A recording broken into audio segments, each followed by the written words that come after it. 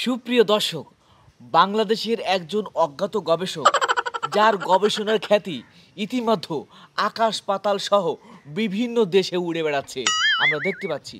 তবে পানির অপর নাম জীবন। হ্যাঁ, এই পানি বিষয়ে আমরা এখন কথা বলবো সজ্ঞানী গবেষক জনাব মোহাম্মদ খবির উদ্দিন খাবিকার সাথে। চলুন আমরা কথা বলি।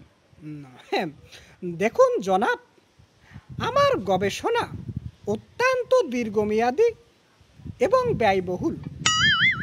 আপনারা যে পানি দেখতেছেন, এই যে সাগরের পানি, নদীর পানি, খালের পানি, বিলের পানি, ঘানার পানি, টয়লেটের পানি, আসলে এই পানিগুলো কোত্থেকে উৎপত্তি, কোথা থেকে আসে, আপনারা কি এটা জানেন?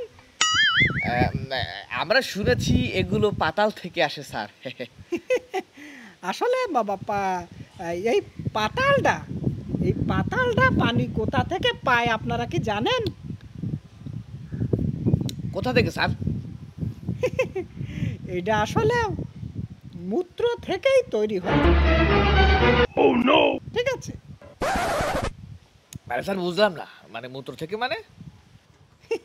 ইউরিন। ঠিক আছে, আই মিন প্রস্রাব থেকেই এই পানি সৃষ্টি। কি বলছেন এসব? আরে আপনার বিশ্বাস হচ্ছে না?